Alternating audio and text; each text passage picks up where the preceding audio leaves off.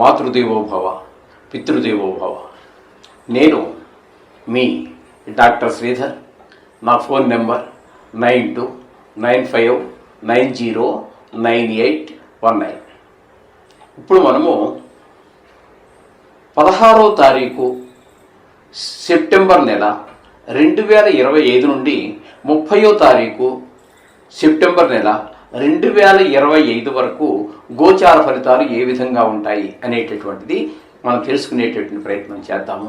ధనుసు రాశి వారికి 16వ తారీఖు సెప్టెంబర్ నెల 2025 నుండి 30వ తారీఖు సెప్టెంబర్ నెల 2025 వరకు ఈ 15 రోజులు గోచార ప్రభావం ఏ విధంగా ఉంటుంది అనేటటువంటిది తెలుసుకునే ప్రయత్నం చేద్దాము. ఇక్కడ ఈ ధనురాశి వారికి తృతీయ స్థానంలో రాహుగ్రహ సంచారం జరుగుతోందండి. అలాగే చతుర్థ స్థానంలో ఉన్నటువంటి ఆ శని భగవానుడు కూడా వక్రగతి కారణంగా తృతీయ స్థాన ఫలితాన్ని ఇవ్వబోతున్నాడు. తద్వారా ఇక్కడ ఈ ధనురాశి వారికి అటు రాహువు ఇటు శని ఇద్దరు పోటీ పడి చాలా శుభాలు చేకూరుస్తూ ఉన్నారండి. ఒకరి మీద ఒకరు పోటీ పడి మరి మీకు శుభాలు చేకూరుస్తున్నారు ధనురాశి వారికి.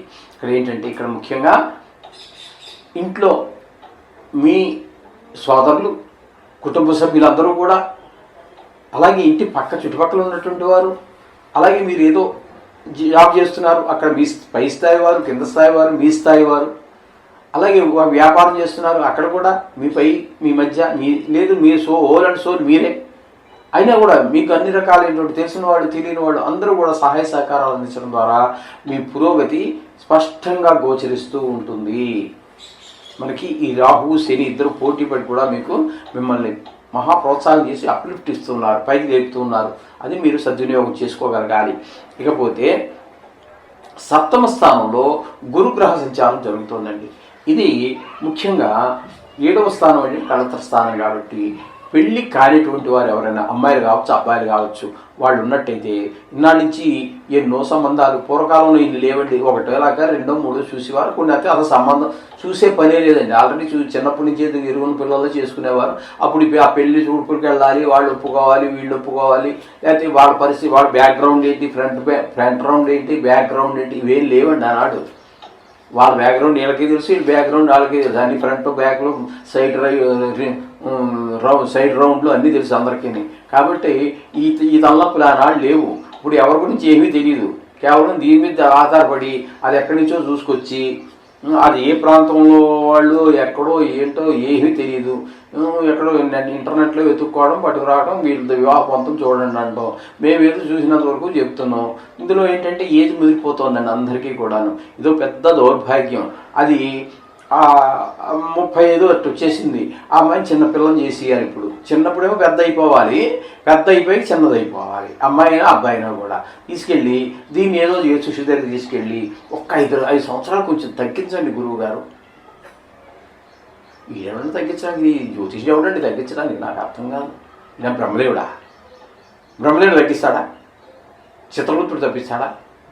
యమధర్మరాజు తగ్గిస్తాడు వీడికి వయసు? ఏదో నక్షత్రం బాగుండాలి, ఆ తిథి బాగుండాలి, ఇక్కడ ఈ దోషం ఉండకూడదు అనే ఉద్దేశంతో వీళ్ళు ఏదో చేర్పులు మార్పులు తీసుకుని చేసి వస్తున్నారు. అవి ఇవి చూసేసి అబ్బా అద్భుతంగా ఉంది. ఏం అద్భుతం? నా బొంద పెళ్ళిని మర్నాడే పెళ్లి కొడుకుని చంపేసి అమ్మాయి కొంతమంది అయితే, 2 నెలల లోపల పెళ్లి కూతుని చంపేసేవాడు కొంతమంది అయితే, 3 నెలల్లోని విడాకులు ఇచ్చేసేవాడు కొంతమంది అయితే. ఇలా ఉందండి ప్రస్తుత కాలమాన పరిస్థితులు. మీకు అందరికీ చెప్పు, ఇది నేను ప్రత్యేకించేది చెప్పక్కర్లా. మీరందరూ వార్తలు వింటూనే ఉన్నారు, యూట్యూబ్లో చూస్తూనే ఉన్నారు. ప్రత్యేకంగా ఏం చెప్పేది ఏం లేదు. ఈ విధంగా కల్పితమైనటువంటి అసలు భగవంతుడు ఇచ్చినటువంటి ఆ డేట్ ఆఫ్ బర్త్లో అవి పోయినాయండి. ఇప్పుడు వీళ్ళు బ్రహ్మదేవుడు అంతటి వాళ్ళు వీళ్ళే క్రియేట్ చేయగలుగుతున్నారు. జ్యోతిష్యులే చేసేసి మార్చేసి 5 ఏళ్ళలో 10 ఏళ్ళలో అక్కడ మొహం చూస్తే తెలదండి. అమ్మాయికి 40 ఏళ్ళు వచ్చాయి, నువ్వు 28 ఏళ్ళని మార్చేసావు. ఆ అమ్మాయికి ఎంత పౌడర్ వస్తే ఏంటంటే ఉపయోగం? పెద్ద తలక రంగేస్తే ఏంటంటే ఉపయోగం? ఒడికిపోయిన అమ్మకాలాగా ఉంటుంది ఆ మొహం చూస్తే. ఇలా ఉంటుంది. మరి కాలానుగుణంగా పోవటమేనండి. ఇప్పుడు నేను కాదన్నాను, ఇంకో జ్యోతిషి దగ్గరికి వెళ్తారు, ఆరు కాదని ఇంకోటి ఎవడో ఉంటాడుగా. వీడి ఇచ్చే ఏదో సంభావనకి ఆశపడేవాళ్ళు ఆ విధంగా మార్చేసి చేస్తున్నారు. అంటే ఇవన్నీ చెప్పాలని వాళ్ళు విమర్శించాలని కాదండి. ఏంటంటే కాలమాన పరిస్థితులు ఒక్కసారి మీకు చేయటం ఇది కరెక్ట్. ఒకవేళ ఎవరైనా చేస్తున్న వాళ్ళు, ఈ విధంగా చేసిన వాళ్ళు కానీ చేస్తున్న వాళ్ళు కానీ చెయ్యాలనే ఆలోచన ఉన్నవాళ్ళు కానీ ఆ ప్రయత్నాలు మానుకుంటారు అనే ఉద్దేశంతో మాత్రమే చెప్పడం జరుగుతుందండి. ఎవరినో విమర్శించడం కానే కాదు. ఓకేనండి. ఇక్కడ అటువంటి వారికి, వివాహం కానిటువంటి వారికి ఆ పెళ్లి చూపుల్లో అమ్మాయి నచ్చిందని అబ్బాయి అంటాము, అబ్బాయి నచ్చాడని అమ్మాయి అంటాము, ఈ విధంగా లేదా పెళ్లి చూపులు లేదా నిశ్చితార్థం అవడం లేదా పెళ్ళి అయిపోవడం, ఇటువంటి అవకాశం సప్తమ స్థానంలో గురు సంచారం ఇండికేట్ తెలియజేస్తూ ఉంటుంది. ఇంకేంటంటే గోచార రీత్యా అంటే చంద్రాతు సప్తమ స్థానంలో గురు గ్రహ సంచారం కూడా సరి అయినటువంటి వివాహ సమయంగా అంటే చాలాసార్లు వస్తుందండి. వివాహ సమయం అనేటటువంటిది జీవితంలో చాలాసార్లు వస్తూ ఉంటుంది. చేత అన్నిసార్లు చేయదు కదండి. ఇంకా చదువుకుంటున్నాడు, అది వివాహ సమయంగా అక్కడ ఏదో గోచార రీత్యా మరొకటి కలిసింది, చెయ్యం. చదువు అయిపోయింది, పీజీ అయిపోయింది, ఓకే చెయ్యం. చేసి కూడా పీజీ అయిపోయి కూడా 8 ఏళ్ళు అయింది, ఓకే చెయ్యమండి. ఆడు ఏ ఉద్యోగం చేయడు. ఒకవేళ ఇందులోనే దూరినా 2 రోజులు చేస్తాడు, 3వ రోజు ఇంటికి వచ్చేస్తాడు. వాడికి ఇస్తామండి. వాడు స్థితి తిన్నాడు, బెళ్ళాన్ని పోషించుకుంటాడు. అన్నీ బాగుంటేనే వివాహం చేస్తారు. అటువంటిప్పుడు పెళ్ళి అవుతుంది. ఇది ఒక వివాహ సమయంగా నిర్ణయం జరిగేది కాబట్టి ఈ గురుగ్రహ సంచారం సప్తమంలోది మంచి వాళ్ళకి ఒక జీవితం ఆనందమయంగా నడపాలి, ఒక పద్ధతిగా నడపాలి అనుకునేటటువంటి వాళ్ళకి చంద్రాత్తు గురుగ్రహం దానివల్ల వివాహం జరిగే అవకాశం చాలా అవకాశాలు ఉన్నాయి. మంచిది. ఇకపోతే ఇంకా భాగస్వామ్యంలో వ్యాపారం చేసుకునే వారి మధ్యన కూడా మంచి అవగాహన వేమి ఏర్పడుతుంది. ఇకపోతే 9వ స్థానం అంటే భాగ్యస్థానం, దశమ స్థానం, వృత్తి స్థానం, ఈ 2 స్థానాల్లో రవిగ్రహ సంచారం జరుగుతోందండి. ఇక్కడ ఈ రవిగ్రహ సంచారం అనేటటువంటిది భాగ్యస్థానంలో 2 రోజులు సంచారం చేస్తున్నాడు. అది పెద్ద అనుకూలమైంది కాదు. ఈ 15 రోజుల్లో 2 రోజులు పోతే మిగతా 13 రోజులు దశమ స్థానంలో అంటే వృత్తి స్థానంలో రవి ఉండటం అనేది చాలా అనుకూలమైన ఫలితాలు. అక్కడ ఆ చేసేటటువంటి వృత్తిలో ఒక ప్రమోషన్ రావటము, లేకపోతే జీతం పెరగటము, ఇంక్రిమెంట్ రావటము, లేకపోతే బాసు వాళ్ళ పై అధికారి ఎవరైతే ఉన్నారో, అది ప్రైవేట్ కావచ్చు, గవర్నమెంట్ కావచ్చు, ఒక అతన్ని అప్రిషియేట్ చేయటం అంటే ప్రోత్సహించడం, అలాంటిది ఏదైనా జరిగే అవకాశం ఉండొచ్చు. లేకపోతే సీటు మార్చు, డబ్బులు ఆర్థికంగా ఏదైనా జీతం పెంచినా పెంచకపోయినా ఒక ఉన్నత స్థితి, దీనికంటే ఇప్పుడున్న స్థితి కంటే పెద్దది కల్పించడం, ఇలాంటిది ఏదైనా జరిగే అవకాశం ఉంటుంది ఈ రవి దశమ స్థానంలో సంచారం వలన 13 రోజులు. ఇకపోతే భాగ్యస్థానంలో శుక్రగ్రహ సంచారం జరుగుతోందండి. భాగ్యస్థానంలో శుక్రగ్రహ సంచారం చాలా బ్రహ్మాండమైనటువంటి ఫలితాలు ఇస్తుంది. అదృష్టంగానే చెప్పుకోవాలి. భాగ్యస్థానంలో ఉన్నప్పుడు తండ్రి గారి ఆరోగ్యం బాగుంటుంది. దానాలు, ధర్మాలు, గుడికి వెళ్తారు, ఇవన్నీ మీకు దాని మీద ఒక ప్లాన్ అంటే వెళ్ళాలి అని ఒక అభిప్రాయం లేకపోయినప్పటికీ కూడా తెలుసున్న వాళ్ళు ఎవరో వెళ్తున్నారు, కారులో సీటు ఒకటి ఖాళీ ఉంది, రావాయా, లేకపోతే టికెట్ తీసేసాను, వాళ్ళు ఎవరో వస్తారని వాళ్ళు ఏదో రాలేకపోతున్నారు, ఆ టికెట్ ఫ్రీగానే ఉంది, రా మాకు కూడా రా, వెళ్ళి ఏదో ప్రసిద్ధమైనటువంటి క్షేత్రానికి వెళ్ళి దర్శనం చేసుకున్నాం, ఓకే, అలా కూడా మీకు మంచి అవకాశం దైవ దర్శనం చేసుకునేటువంటి అవకాశం ఉంటుంది. అనుష్ఠానం ఎవరిదో గురు ద్వారా తీసుకున్నటువంటి వాళ్ళకి ఈ అనుష్ఠానం కూడా బాగా చక్కగా జరిగే ఉపాసన చేసుకునే అవకాశం కూడా బాగా కలుగుతుంటుందండి. అందులో సందేహం లేదు. ఈ విధమైనటువంటి పరిస్థితులన్నీ కూడా మనకి ఇక్కడ 9వ స్థానంలో శుక్రగ్రహ సంచారం వల్ల కలుగుతుంది. కాకపోతే అనుకూలమైనటువంటి పరిస్థితి అలాగే చెప్పుకున్నాం కదండి. భాగ్యస్థానంలో ఉండటం అనేటటువంటిది షేర్ మార్కెట్లో వాళ్ళకి, ఈ సినిమా రంగంలో వారికి, ఈ టీవీ రంగంలో వారికి, సోషల్ మీడియాలో వారికి కూడా అనుకూలమైన పరిస్థితులు. ఇకపోతే అదే భాగ్యస్థానంలో కేతుగ్రహ సంచారం, ఇది అనుకూలమైన ఫలితాలు అయితే ఇవ్వజాలదండి. ఇప్పుడు మనం ఏదైతే శుక్రగ్రహం అనుకూలమైన ఫలితాలు ఇస్తుందని మనం చెప్పుకున్నామో తద్భిన్నమైనటువంటి ఫలితాలే అన్నీ జరుగుతూ ఉంటాయి. మనకి ఏ విధంగా ఏంటంటే ముఖ్యంగా తండ్రి గారి యొక్క వారికి మన మీద వారు మన మీద ఎందుకునో కోపగించుకోవటం రావచ్చు, లేకపోతే తండ్రి గారి మీద మనం కోపగించుకోవటం, అది వ్యక్తపరచవచ్చు, వ్యక్తపరచకపోవచ్చు, మనసులో ఉండవచ్చు. ఈ విధమైనటువంటి భావన కలిగే అవకాశం ఉంటుంది. ఒకవేళ ఏదైనా మీరు ఏదైనా గుడికి వెళ్ళాలని ప్లాన్ చేసుకుంటే ఈ కేతు గ్రహం యొక్క సంచారం వల్ల ఏమవుతుందంటే ఏదో టికెట్ బుక్ చేసేసారు, కాటేజ్ బుక్ చేశారు, దర్శనానికి టికెట్ బుక్ చేసుకుని ఎన్ని చేసినప్పటికీ కూడా అటువంటి అవకాశాలను మిస్ చేసేటటువంటి ఇక్కడ కేతు గ్రహ సంచారం వల్ల మిస్ అయిపోతూ ఉంటాయి. ఈ విధంగా గ్రహించుకోవాలి. ఇకపోతే దశమ స్థానంలో రవి 13 రోజులు అనుకూలమైన ఫలితాలు అంటే ఉద్యోగపరమైన ఫలితాలన్నీ ఏర్పడేటట్టు. అదే దశమ స్థానంలో బుధగ్రహ సంచారం కూడా జరుగుతుందండి.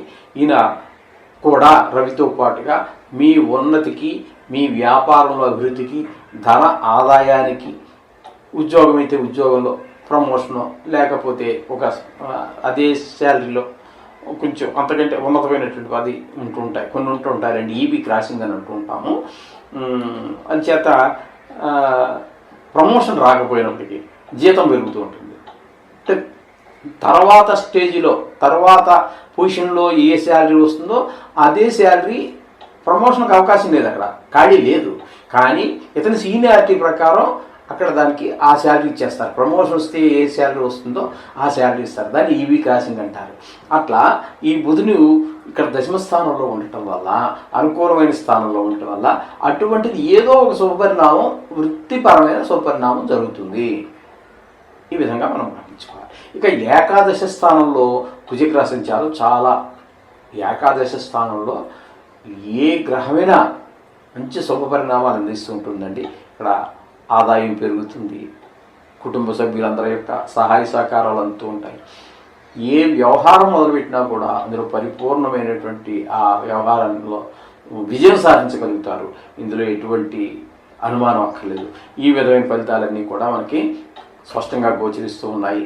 ముఖ్యంగా ఈ ధనురాశి వారికి చెప్పుకోవాలంటే శని, రాహు, గురువు, అలాగే ఏకాదశిలో ఉన్నటువంటి కుజుడు, అలాగే దశమ స్థానంలో ఉన్నటువంటి రవి, బుధులు చాలా గ్రహాలండి.